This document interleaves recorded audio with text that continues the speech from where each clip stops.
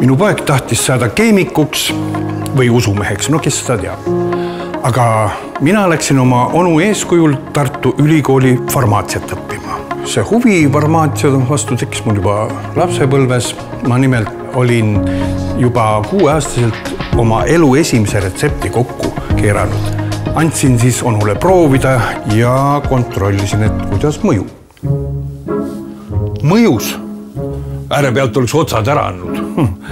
Jõudis veel hädavaemu mulle öelda, et Kõrred planeedil on 300 000 kõrgemat haibeliiki, millest farmatseutiliselt on läbi uuritud peaaegu 10%.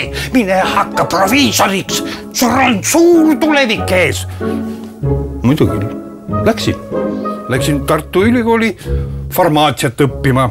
Ega siis tõeliselt hea haridus, see lehvib kõrgemal kui mingisugune riigilipp või mingi valitsus või rääkimata halvast suusailmast. Tartu Ülikooli proviisori diplomit tunnustatakse terves Euroopa Liidus. Proviisorid, neid läheb kõikjal vaja, mitte ainult apteekides. Proviisorid töötavad ka ravimifirmades, haiglates, ülikoolides, laborites ja mujal. Ja lõpuks ma läksin siis doktoriõppesse, sest farmaatsiateadus, see on rahvusvaheline. Ehk teisisõnu 1+1 on rohkem kui 2.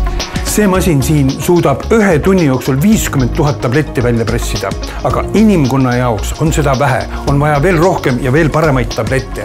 Ja proviisor teab täpselt, kuidas valmib see tablett ja milline on selle tableti mõju inimesele. No nii, saingi oma imerohu valmis, andsin onule ka proovida. Ja ta oli väga vaimustatud ja küsis, et mis nimi on. Puntsliõli. Nekin ka, kuidas tuli.